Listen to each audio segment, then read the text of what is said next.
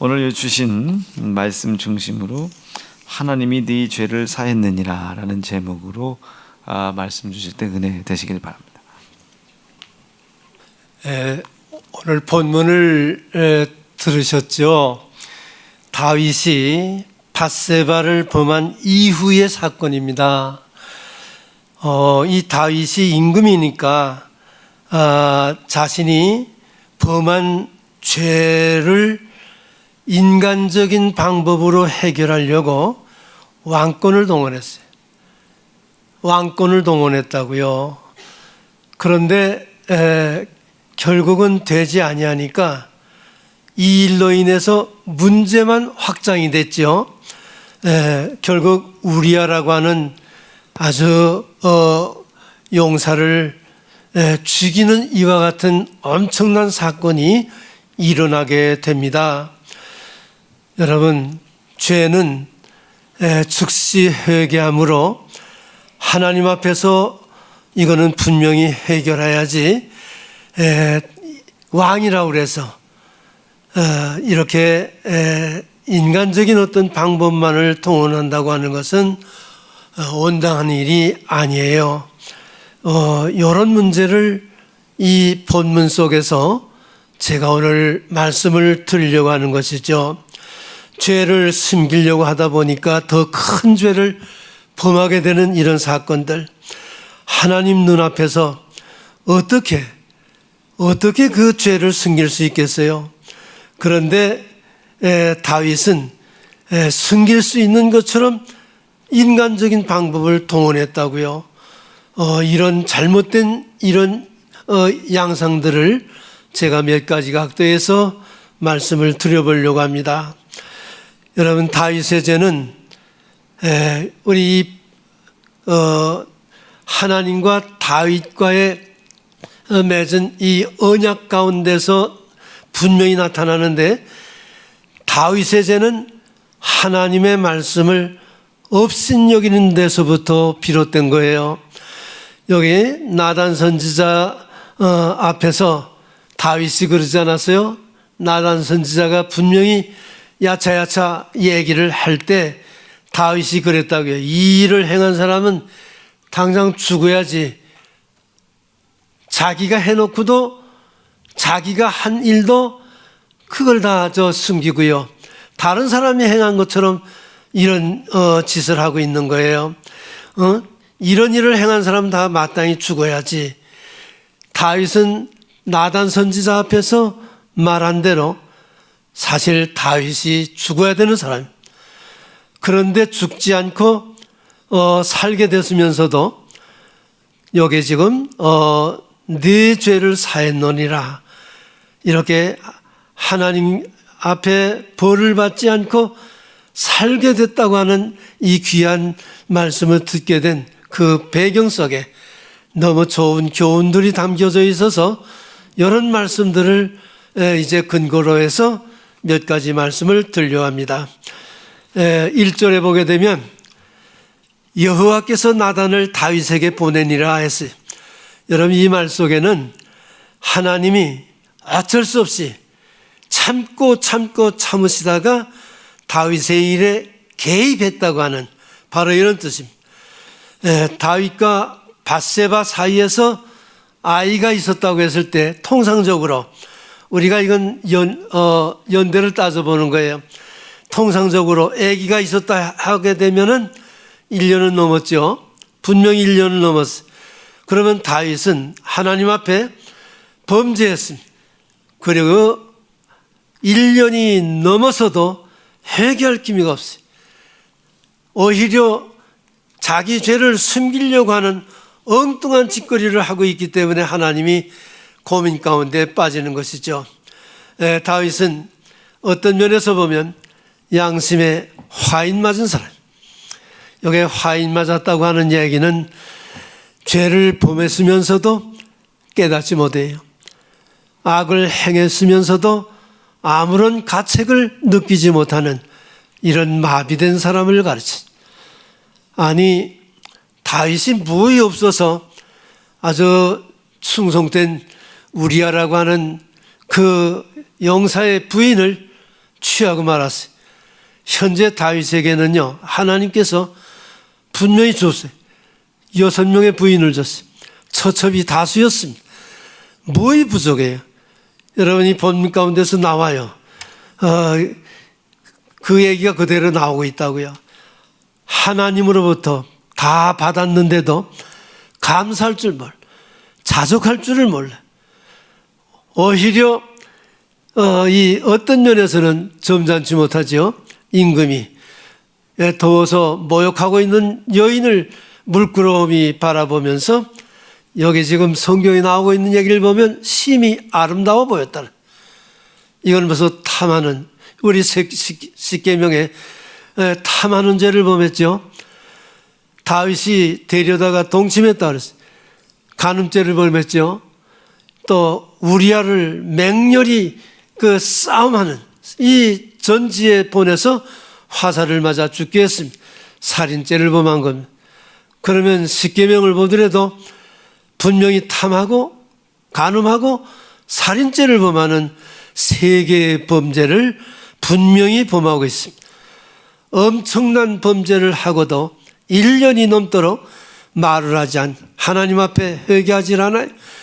다윗에게 더 이상 죄 가운데서 망가지는 것을 하나님이 볼 수가 없어서 나단 선지자를 보낸 겁니다. 이것은 진노할 수밖에 없는 그와 같은 상황 속에서도 이렇게 범죄한 다윗에게 하나님이 먼저 찾아오셔서 자비와 긍휼을 베푸시는 바로 이와 같은 하나님이신 것을 우리에게 공적으로 보여주시는 장면이 아닌가 이렇게 생각합니다. 나단이 다윗 왕에게 나타나서 다윗의 죄를 고백하는 겁니다. 고발하는 거예요. 이것은 다윗의 죄 문제를 해결하기 위해서 분명히 하나님이 주권적인 개입, 바로 이것을 아주 명백히 주권적인 개입을 했다고 하는 점을 명백히 나타나는 이런 장면입니다. 하나님이 1년을 더 기다렸습니다. 회개하지 않고 오히려 이 일을 아주 비밀이 붙여서 그 비밀을 알고 있는 요압 대장을 죽이려고 하는, 아주 그 방법이 참 묘한 방법을 짜고 있었어요. 죄는 더 큰 죄를 낳게 돼 있어요. 인간이라고 하는 이 동물은 참 이상해. 늪과 같아요. 죄에 빠지면 빠질수록 늪과 같아서 빠져나올 수가 없어요. 이거는 너나 할 것 없이 증명되는 사실입니다. 나단 선지자는 이 다윗을 방문했습니다. 다윗을 방문했을 때 여기 하나님의 말씀으로 다윗의 죄악상을 고발하고 있는 겁니다. 우리 본문에 나오는 얘기를 그대로 인용을 하면은 한 성에 두 사람이 살고 있습니다. 나단 선지자가 동화 같은 얘기를 하고 있어요. 임금님 앞에서 지금 동화와 같은 얘기를 하고 있는 겁니다. 한 성에 두 사람이 살고 있습니다. 한 분은 부자고요, 한 분은 가난한 사람입니다. 부자는 양과 소가 심이 많은데 자기 집에 손님이 왔을 때 가난한 사람의 한 마리뿐인 암양새끼, 이 암양새끼를 뺏어다가 손님을 대접했습니다. 나단 선지자가 다윗 임금님에게 여기까지 얘기가 나오니까 더 이상 연결시키지 아니하고 여기 5절에 보면, 여기 사무엘하 15장 5절에 나오죠. 다윗이 노발대발하는 겁니다. 여호와의 사심을 가르쳐 맹세하노니 이 일을 행한 놈은 당장 죽일 놈. 나단 선지자가 동화와 같은 얘기를 여기까지 했을 때 다윗 임금님이 노발대발, 아니 내가 살고 있는 동네에, 내가 다스리고 있는 이 동네에 말이야, 이렇게도 나쁜 놈이 있냐고 말이야. 이렇게도 나쁜 놈이 있냐고. 그렇게 나쁜 놈은 당장 죽여야 된다고 소리를 치고 있었습니다. 여기 지금 왕으로서 우리가 일반적으로 보면 아주 잘 다스리는 그 왕인데, 왕이 다스리는 이 지역에 이렇게 나쁜 놈이 있다고 하니까 노발대발했습니다. 당연한 분노였겠죠. 그런데 이 자신이 다스리고 있는 지역에 이렇게 나쁜 놈이 있는가 해서 이렇게 한 건 틀림이 없는데, 그렇게 나쁜 놈이 바로 자신이었습니다. 그렇게도 나쁜 놈이 바로 다윗이었습니다. 다윗은 자기 스스로를 향해서 율법의 형벌 조항을 바로 적용한 셈입니다. 이 레위기 20장 10절에 보면 나오고 있어요. 이 레위기 20장 10절에 보게 되면 이거는 분명히 죽어야 될 놈. 바로 이와 같은 짓거리를 하는 사람은 당장 죽어야 됩니다. 이 레위기 법조입니다. 다윗이 죄값에 대해서 이미 죽어야 될 사람이었습니다. 자신이 선고한 셈입니다. 자신이 선고했다고요. 다윗이 격려한 채 제가 불쌍히 여기지 않고 이 일을 행하였으니 그 양 새끼를 4마리나 갚으라. 4배나 갚으라네. 여기 5절에서는 자신에게 사형 선고를 내렸죠. 6절에서는 4배 배상을 하라고 하는 의무까지 지어졌습니다. 이거는 법이니까 당연히 이 법에 적용되면 이렇게 사형 선고를 받을 수밖에 없고 4배 배상을 할 의무가 있습니다. 이 점이 아마 오늘을 살고 있는 우리들의 자화상이 아닌가 이렇게도 생각할 수 있습니다. 다윗은 스스로 율법을 어겨서도요, 자기가 어긴 것이 아니고 다른 사람이 어긴 것처럼 생각하고 있었습니다. 바로 이 자기 눈앞에 나타나고 있는 이 현상을 사실은 자기가 아니고 다른 사람이 한 것처럼 착각을 하고 있었습니다. 우리도 다윗처럼 이러한 판단을 하면서 살고 있지는 않은지 오늘 우리가 한 번쯤 반성해 볼 필요가 있다고 하는 바로 이 귀한 교훈을 우리에게 남겨주고 있는 말씀입니다.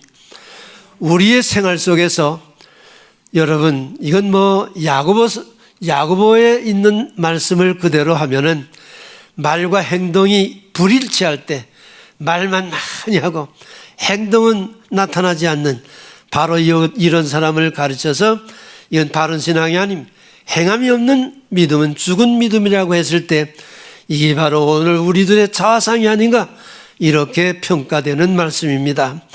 여기 나단이 비유를 이렇게 들으면서 다윗에게 이 얘기를 할 때 다윗이 그 얘기를 들으면서 자신의 죄악을 깨닫고 고백하기를 기다리고 있었습니다. 그런데 다른 사람이 한 것처럼 남만 정죄하는 이런 것으로 끝날 때 나단 선지자도 화가 났지만 지금 그 모습을 이렇게 하나님이요, 사실 하나님이 초조하게 지금 지켜보고 계시는 하나님은 더 아픈 것이었습니다. 여기 지금 사람은 범죄하고도 자신의 죄를 회개하지 아니하므로 약이 되는 이 문제를 타개할 수 있을까? 이렇게 생각해 볼 때 정말 없습니다. 절대 타개할 수가 없어요. 그래서 잠든 영혼을 깨우기 위해서 하나님이 나단 선지자를 다윗에게 보내서 여기 책망하는 이런 장면입니다. 여러분, 담임 목사를 통해서 여러분 이 설교 말씀에 참 여러 가지 각도에서 진지한 얘기들을 여러분들이 듣고 아마 많은 은혜를 받았을 거예요. 아주 우리의 감성을 뒤흔들면서 깊은 이 심적 내부까지 꿰뚫어 보면서 이렇게 잘 난도질하면서 말씀을 해주셨던 이 이야기 등등이 바로 여기서 얼마든지 적용될 수 있는 이런 내용들입니다. 여기 나단 선지자를 보내서 다윗에게 책망하면서 그 책망을 들으면서 이 나단 선지자의 의도 속에서도 다윗이 회개하기를 기다렸고 하나님은 초조한 심정으로 기다렸던 이 장면을 여러분들이 가만히 이렇게 한 번쯤 나열해 보시면서 혹시 나에게도 아직까지 찾지 못한 죄악들, 이런 것들로 인해서 다쳐지고 깨어지고 무너져 있는 이 상태에서도 깨닫지 못해서 방황하고 발버둥 치고 있는 우리의 현실을 이렇게 내다보고 있는 하나님이 얼마나 고통스러워하실까 하는 이런 부분들도 여러분 한 번쯤 생각하시면서 이제 이 말씀이 우리의 심령 내리를 아주 쳐부시는 이런 말씀이 되었으면 하는 생각을 가지게 되는 것입니다. 여기에 나단 선지자라고 했을 때 여러분, 선지자는요 책망하는 사람이에요. 이제 제가 이 사무엘하 24장까지 얘기가 끝나게 되면은 사사기를 얘기하려고 그래요. 제가 순서가 좀 바뀌어졌어요. 사사기를 얘기하게 되면 막 쳐부시는 얘기라 조금 조심스러워서 안 하려고 했다 보니까 중도에 그 사상적인 그 한 토막이 빠지는 것 같아서 이걸 해야 되겠다 생각되는데, 거기에 보게 되면 무서운 얘기가 나와요. 여러분, 이 선지자들은 책망하는 사람들이죠. 임금이고 뭐가 없어요. 하나님의 말씀을 그때그때마다 선지자들이 주시는 말씀을 가지고 그대로 전하는 사람들이, 생명을 내대고 전하는 사람들이라. 바로 나단 선지자가 왕 앞에 나타나서 얘기할 때 생명을 내대고 나온 사람입니다. 생명을 내대고 나온 사람, 하나님의 말씀을 들고 나와서 왕이 잘못된 것을 지금 그대로 책망하는 것.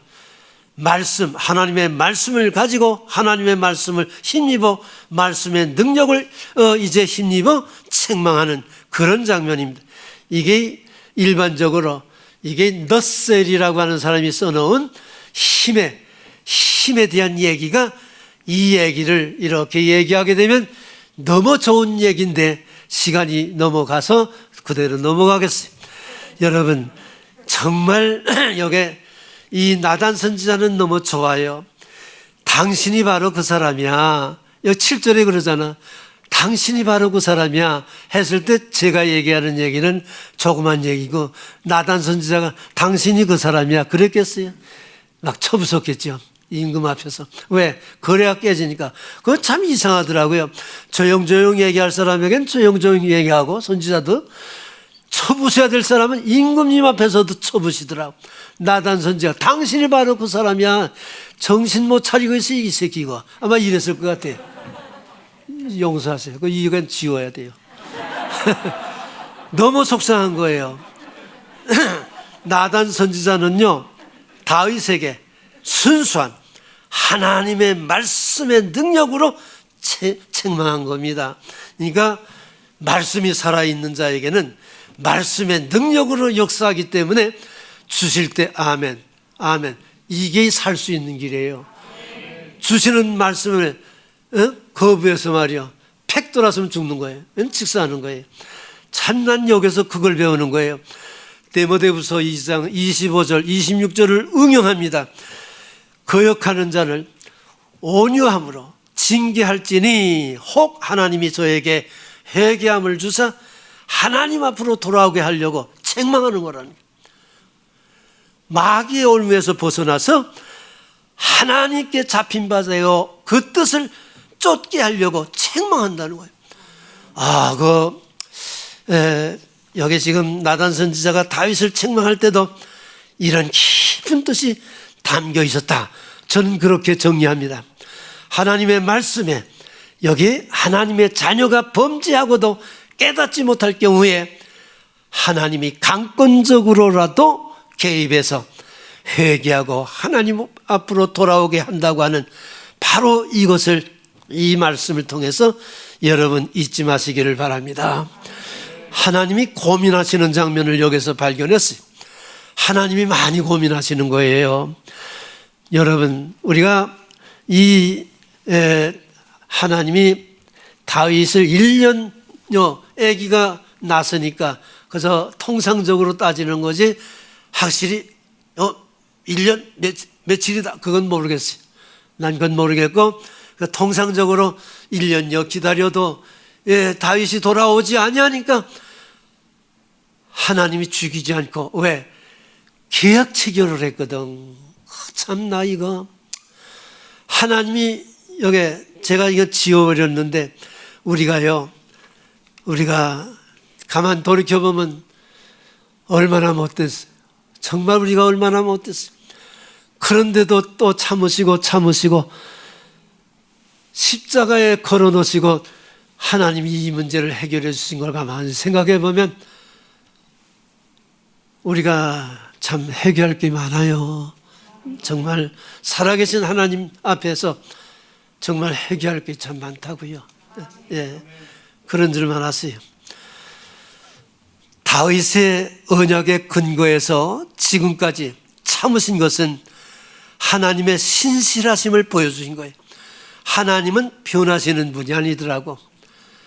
내가 하지만 못된 짓을 해서도 하나님이 떠난 것 같은데 하나님이 떠난 것이 아니라 내가 떠난 거래.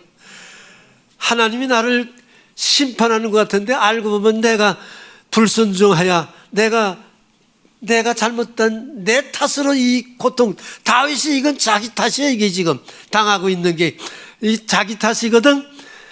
참나 이걸 보면서 너무 귀한 교훈이에요. 여기 그 본문 가운데 있는 걸 내가 의역에서 줄렸어요.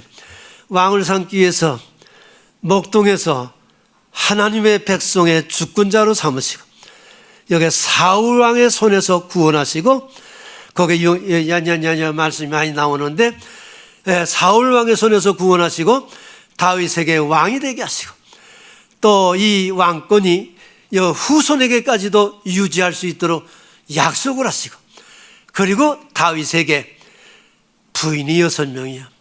처첩이 5. 그런데도 여인 하나 때문에 미쳐서 이 짓거리를 하고 말한 거예요. 아니 다윗이 지금요 나이 젊은 사람 같아서는 난 이해가 되겠어요. 나이 지고 다시면 이 짓 해서 되겠어요. 이게 되겠냐고요. 여러분 생각해봐요. 아무리 이해하려도 좋게 이해가 안 돼요. 그 본문에 있더라고 그대로. 부족한 것이 있었으면 더 주었으리라. 본문에 있는 얘기예요. 부족한 것이 있었으면 더 준다는 거예요.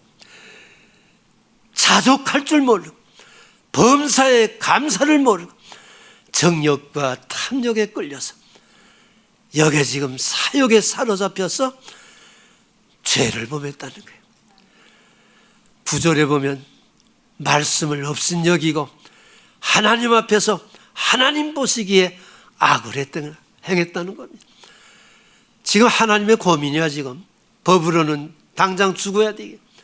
당장 죽여야 돼. 작사를 내야 돼 이건.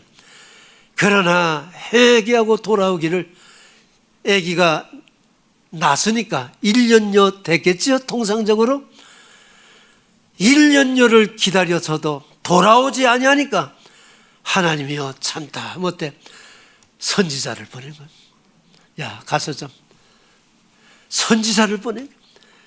다윗과 맺은 언약 때문에 하나님의 신실하심 때문에 그러나 돌아오지 못하는 다윗 더 망가지지 않도록 하기 위해서 나단 선지자를 보낸 겁니다. 지금 다윗이 하나님의 고민이 여기 있는 거예요. 그런데요 나단 선지자가 야차야차 하면서 당신이 바로 그 사람이야. 당신이 바로 그 사람이야. 당신이 다스리는 나라의 그 못된 놈이 바로 당신이야.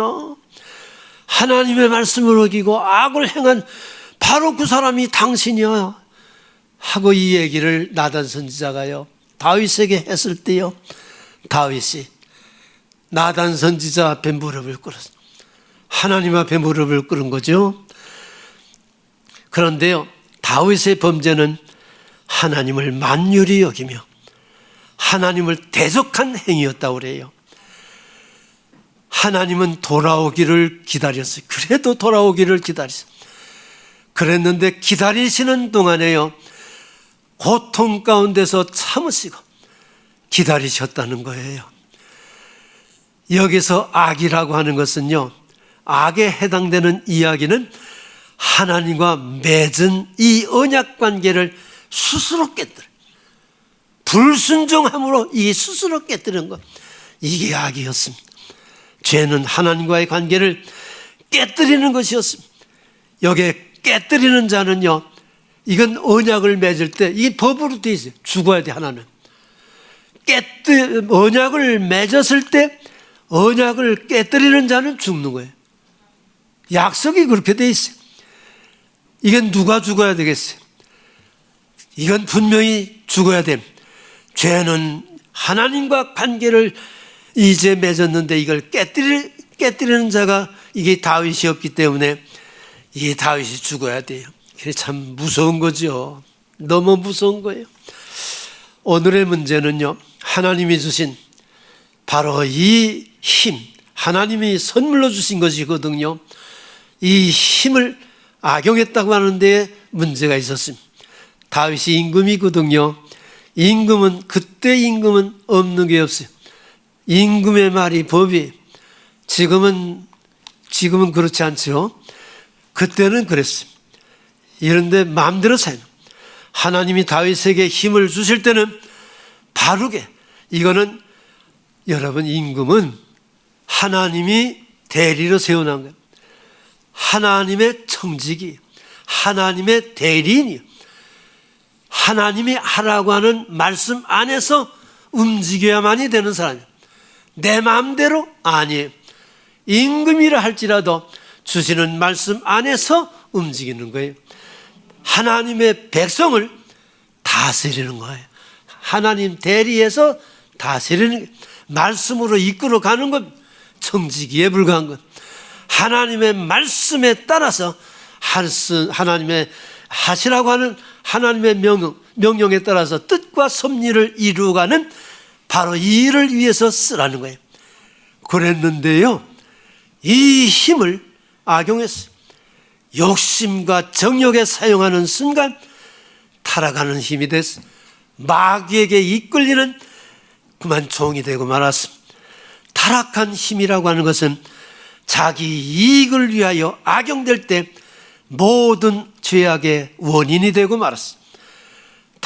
이 나단은 다윗에게 당신이 바로 그 사람이야 하고 꾸지람했을 때 비로소 다윗이 무릎을 탁 꿇었어요. 왜요? 하나님의 순수한 이 말씀이 가슴을 파고드는 거예요. 말씀의 능력이 파고드는 거예요. 말씀이기 때문에 여기 이 말씀 앞에 다윗이 무릎을 꿇은 겁니다. 말씀의 힘 앞에는 장사가 없어요. 왕이라 할지라도 무릎을 꿇을 수밖에 없었어요. 이게 살 수 있는 길이었습니다. 오늘 우리의 마음속에도 이 말씀이 살아있으시기를 바랍니다. 우리는 누누이 담임 목사의 말씀을 통해서 간절하게 이 말씀을 누누이 듣는 말씀들이에요. 우리 세연중앙 여러분 마음속에 살아있는 말씀이 되어서 그저 움직여 여러분, 참 이 코로나 위기 속에서도 자동차가 될 데가 없어서 자동차 되기를 위해서 나 이거 참 되어지는 일들을 가만 보니까 이게 보통 일이 아닌 것 같아요. 하나님이 하시는 일이, 하나님이 하시는 일이에요. 이거는요, 야, 이 역사가 일어나겠다. 여러분, 오병이어의 역사가 일어나는 겁니다. 이게 사람이 아무리 계획을 잘할지라도 이루시는 분은 하나님이시라. 하나님이 노하면 끝나는 거예요. 하나님이 오케이 하고 사인하면 되는 거예요. 참, 나 이거 참 여기서 별걸 다 보고 있어요. 참, 제가 이 얘기 표현이 이게 나쁜 놈이야. 별거가 뭐야 이게. 하나님의 거룩한 이 섭리 앞에 별거 이 지워요. 용서해야 돼. 너무 좋아서 이 흥분해서 한 얘기니까, 제가 흥분해서 한 얘기, 별거가 아니라 하나님의 뜻과 섭리가 이루어지는 역사를 보게 되는 게 신기한 거예요. 너무 좋은 거예요. 지금 여기 13절에 보니까요, 내가 여호와께 죄를 범했나이다 하고 무릎을 꿇는 다윗의 모습을 여기서 볼 때요, 주석이 그렇게 되어 있더라고요. 여기 지금 5가지 주석을 참고했는데 여기 실수하면 안 되니까 거기서 중간 노선을 지금 채웠어요. 나단의 책망을 듣고 즉각적인 회개를 했다고. 변명 없어요. 다윗 임금이라고 하는 이거 다 버려놓고 다 내려놓고 하나님의 말씀에 찔려서 즉각적으로 회개했다는 거예요. 주석에는 보면 그렇게 돼요. 짧은 말 같아도요 참회의 심정이 녹아 있었다. 주석에는 그렇게 되어 있더라고. 다윗 왕에게 여기서 다윗 왕에게서 죄의 고백을 들을 때 그때 주석을 보니까 또 세 가지 특징이 있다고 그랬어요. 하나는 변명 없이, 아무런 변명이 없어요. 이유를 달지 않았어요. 책망을 듣고 즉시, 변명 없이. 두 번째는 책망을 듣고 즉시, 그리고 겸손하게 자신의 모든 것을 토했다는 거예요. 세 가지의 특성이 있었다고 하는 이 주석의 설명을 볼 때 이야 참 좋구나, 저는 그렇게 생각해요. 이건 제 얘기가 아니고 주석에서 학자들의 얘기를 너무 좋아서 그대로 설명합니다. 변명 없이 얘기했습니다. 여기 책망을 듣고 즉시 얘기했습니다. 겸손하게 자기의 모든 이야기를 다 털어놨습니다. 바로 이런 회개가 이루어졌습니다. 이게 주석에는요 다윗의 위대함을 보여주는 회개였다고 표현하고 있습니다. 여러분 시편 51편, 시편 32편 이런 유명한 여러분 여섯 편의 시편의 이 회개 시편이 여기 나와 있는데 이거의 다윗이요 자기가 범죄했던 거 하나님 앞에 철저하게 회개하는 회개의 근거를 가지고 쓴 이런 글이 나와 있습니다. 여기 어떤 죄를 보면서도요 하나님 앞에 낱낱이 회개하면요 다 용서해 주시는 분이 하나님이시래요. 하나님 앞에 숨길 수가 없다는 거예요. 다 용서해 준다는데 뭘 숨겨요? 뭘 숨길 게 있어요? 뭐 체면이 뭐 있어요? 저는 이걸 보면서요 여러분 회개하기까지 기다리시며 하나님은요 1년여 다윗을 기다리시면서 얼마나 고통을 했을까 했을 때 이거는 아주 요새 잘 나가는 책 속에서요 그 언어 해석이라고 나오는 책에 있는데 거기에 주석을 이렇게 보게 되면 이 얘기가 나오더라고. 1년여 동안 눈물을 여기 지금 하나님이요 다윗이 회개하기를 기다려 하실 때 이렇게 고통 가운데 하나님이 기다리고 있었다고 하는 표현이 나와 있더라고. 그래서 제가 너무 이게 우리 담임 목사님이 설교하는 내용들의 얘기구나 해서 한번 써먹어 봤어요. 고통 가운데 기다리시면서 이렇게 기다렸다는 거예요. 그런 거 보면은 어떤 죄를 보면서도요 여러분 하나님 속삭이지 말자고요. 하나님 속삭이지 말고 즉시 회개할 수 있는 은혜가 우리들에게 임하시기를 축원합니다. 여기 회개할 때 13절에 보니까 나단 선지자가 얼마나 좋았어요. 다윗에게 대답하되 여호와께서 당신의 죄를 사했으니, 사했다고 하는 얘기가 뭔지 아세요? 다윗이 회개하는 그 모습을 보시면서요 죄는 미워해도요 회개하는 자를 미워하지 않고 사하시는 하나님의 사랑과 긍휼하심이라는 거예요. 사하신다고 하는 이 해석 속에는요 하나님께서 죄를 없애고 처음으로 하나님과의 언약 관계를 맺을 때 그때로 회복했다는 거예요. 언약 관계를 딱 맺을 때, 도장을 찍을 때 그때 심정으로 회복하는 그 시간이었다는 거예요. 얼마나 순수한 그 관계인지 모르겠어요. 이렇게도 귀중한 것이 사했다고 하는 말씀 속에 담겨져 있는 뜻이라는 거예요. 하나님의 은총은요 참 다윗의 회개를 이제 기다리시면서 이제 다윗과 맺은 언약의 근거에서 하나님의 신실하심을 나타냈다고 하는 것이 이 학자들이 평가하는 얘기였습니다. 저는 이런 얘기들을 보면서 성도 여러분, 우리가 어떤 죄를 범했든지 간에 끓이고 있으면 손해예요. 회개 안 하니까 나단 선지자를 보냈죠. 회개를 촉구한 거예요. 그러니까 다윗이요, 뭐 잘못했다고 이제 철저하게 회개하니까 하나님이 그 회개를 받아주셨어요. 하나님이 그 회개를 받아주셨어요. 그랬는데 인간적인 표현을 했어요. 많이 양보하셨대요, 하나님. 하나님이 많이 양보하신 거예요. 왜요? 다윗을 통하여 하나님이 얼마나 귀중한 또 역사를 하세요. 성경에 보면 그거 나오잖아요. 야, 그런 점에서 이런 말씀을 하셨구나. 이걸 배우게 되는 말씀이에요. 하나님의 사죄의 은총은 죄의 용서뿐만이 아니라 하나님과 맺은 언약 관계를 회복시켜 주셨다고 하는 것, 이게 바로 중요한 요소고요. 여기에 죄를 범하면 죽는데, 여기 13절에 보면 너 죽지 않아. 죽지 않는다는 거예요. 여기 죽지 않는다고 하는 말씀 가운데는요, 하나님이 다윗에게 긍휼을 베풀어 주심으로 인하여 목숨을 보존했다는 거예요. 하나님의 긍휼하심 때문에 목숨이 부지됐다고 하는 이 얘기를 들을 때, 지금 우리가 얼마나 하나님의 긍휼하심을 잊고 살아가는지 사실 참 은혜를 받고도 우리가 너무 무디어서 깨닫지 못하는 저희들 참 한심하기 짝이 없어요. 이 말씀을 보면서 나도 이 긍휼하심을 잊고 있나? 잊고 있다고요. 너무나 많은 은혜를 잊고 있다고요. 이거를 기억해 주시기를 바랍니다. 하나님이 다윗에게 긍휼을 베푸심으로 죽지 않고 목숨을 보존시킨 것은 여기 다윗의 언약에 근거해서 하나님의 신실하심을 입증했다는 겁니다. 죄는 사심을 받아서도 결과는요, 남았어요. 죄는 용서함을 받았지만 죄의 결과는 다윗이 텁텁히 주는 거예요. 요거 다음번에 13장에 다음 주일에 얘기할, 철저하게 다윗이 이 아주 기가 막힌 죄값을 치르는 거예요. 그래서 우리가 죄를 질 수가 없는 거죠. 죄는 용서는 받아요.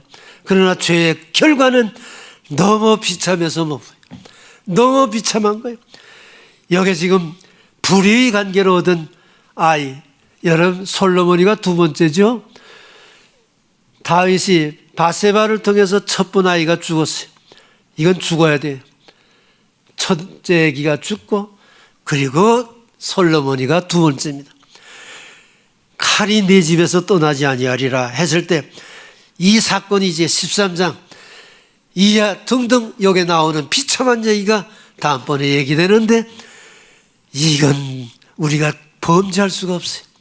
그래서 무서워요. 너무 무서워. 더 무서운 건 죄 지면 지옥 가는 건데요. 지옥 가는데 이거 질 수 있겠어요? 이런 걸 우리가 안다고 했을 때 정말 조심해야죠. 칼이 내 집에서 떠나지 않는다 했을 때, 다말 사건 알죠? 이건 난 목사지만 남자 아니에요? 너무 창피해서 말하고 싶지 않아요. 다말 사건. 또 압살롬 셋째 아들이 반란을 일으키잖아요. 다윗 임금이 보선발로 도망가는 거예요. 아버지가 보선발로 도망가는 이 비참한 사건이 일어나는 거예요. 아도니아 반역 아시죠? 이 반역 사건은요, 우리가 인간관계가 얼마나 중요한가를 보여주는 거예요. 요압 대장, 여러분 바세바의 남편 우리아를 죽일 때 편지를 누구에게 보냈죠? 우리아의 손에 들려서 요압 대장에게 보냈잖아요. 요압이 그 편지를 보니까 얼마나 우습겠어. 세상의 임금이 이런 짓을 하고 있으니 말이야. 우리아를 적진 속에 들이보내 죽이라고 하는 편지를 보냈으니 이게 되겠어요? 이게 발목 잡히는 일이 되고 말한 거예요. 아도니아 반역 사건 때 요압하고 제사장 아비아달이 다윗을 반역하잖아요. 이런 비극이 어디서 제사장과 국방장관이 반역을 반대해서 이 일로 인해서 다윗이 얼마나 큰 타격을 받아요. 정말 죄값이 얼마나 무서운지 몰라. 대낮에 다윗의 처가 봉변을 당하죠. 이것뿐입니까? 시므이라고 하는 사울의 신하에게 개망신을 당해요. 그런데 여기서도요, 큰 교훈이 있어요. 노인이 임금에게 개망신을 줄 때요, 죽이지 않았어요. 하나님이 저를 통해서 내가 그동안에 몰랐던 거 나에게 주시는 말씀으로 받아들일 때 독이 되더라고. 그래서 다윗이 유명한 거예요. 친구 아이도벨에게 배반을 당하잖아. 아이도벨이 누구예요? 바세바의 삼촌이야. 그러니 이게 있을 수 있어요. 그래서 이 문제를 보면서 결론이 그래요. 징계는요, 심판이 아니었더라고요. 보니까 징계는 하나님의 사랑이었더라고요. 다시 돌아오기를 기다리시는 하나님의 은혜였더라고요. 야, 너무 귀한 교훈이 여기에 담겨져 있어요. 징계는 여러분 어떤 어려움이 있을 때 하나님 원망하는 것보다는 내 탓이구나, 이건 내 탓이구나, 내가 불순종해서, 내가 잘못해서 내 탓으로 이거 당하는구나 해서 회개해야지. 이게 살 길이지. 하나님 원망하면 끝나고 마는 거예요. 오히려 하나님이 고통 가운데 더 나를 쳐다보고 계신 거예요. 이거 잊어버리면 안 돼요. 원망하지 마시고 하나님의 사랑과 은혜인 것을 기억하시고 빨리 회개하고 돌아오는 이 길이 오늘 우리들에게 있으셔야 된다고 하는 것 기억하시고, 마지막 이렇게 결론을 냅니다. 24절에 보니까요, 여기에 회개하는 다윗에게 은혜를 베풀죠. 하나님이 은혜를 베푸는 장면 속에서 두 가지가 나와요. 첫째 아기가 죽었는데 얼마나 비통하겠어요. 다윗에게 얼마나 비통한 거예요. 첫째 아기가 죽었는데요, 그런데요 솔로몬이가 탄생. 여러분, 역경 속에서요 암몬과의 전쟁이 지금 일어나고 있는데 바세바 사건으로 우리아를 전쟁터에서 죽였을 때 얼마나 가슴 아픈 사건이었어요. 그랬는데 이 전쟁을 승리로 이끌어 주시는 거예요.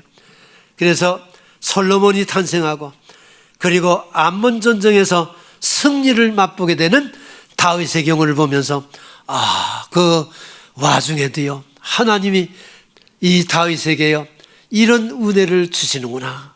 이거를 볼 때 성도 여러분, 죄는 즉시 회개해야 이것만이 살 길이라고 하는 좋은 교훈을 배우시고, 하나님에게 나에게 어떤 힘이 주시든지 간에요, 나니까 하나님이 주시는 거예요. 내가 감당할 수 있으니까, 나는 할 수 있으니까 나에게 주시는 것이구나 하고 어떤 일이든지 믿음으로 은혜로 받아들이면 버릴 것이 없더라고요. 믿음의 역사가 일어나더라고요. 여기 지금 나는 적은 것 같아도 주님이 주시는 것이 있어요. 기독자의 힘이라고 하는 것은요 영향력입니다. 영향력. 러셀이 주장하는 세 번째 사건이 영향력이에요. 좋은 영향력. 이게 하나님이 나에게 주시는 힘의 원리예요. 좋은 영향력을 끼쳐서 살리는 영향력. 여러분, 원수도요 살리는 영향력. 우리 이 기독자의 영향력은요 이 힘이에요. 좋은 영향력을 발휘하는 세연중앙의 성도들이 되시기를 바랍니다. 기도하겠어요.